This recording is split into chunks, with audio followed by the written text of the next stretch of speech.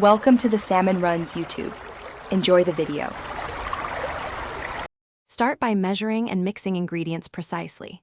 Combine 500 grams all-purpose flour, 60 grams sugar, 10 grams salt, 10 grams instant yeast, and 300 milliliters cold milk in a bowl.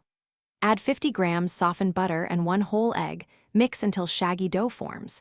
Knead by hand or mixer for 6 to 8 minutes until smooth and elastic. Shape into a flat disc, wrap in plastic, and refrigerate for at least 30 minutes to relax gluten before lamination. Keep dough cold to prevent butter melting.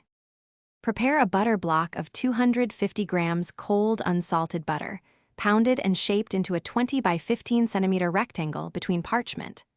Roll chilled dough into a 30 by 20 centimeter rectangle, center the butter block, and fold the dough in a book fold. Rest for 20 minutes in the fridge after the first fold. Perform 3 single folds, resting 20 minutes between each, keeping dough temperature below 12 degrees C so butter stays distinct and laminates into thin layers. Work quickly and chill on a metal sheet if kitchen is warm.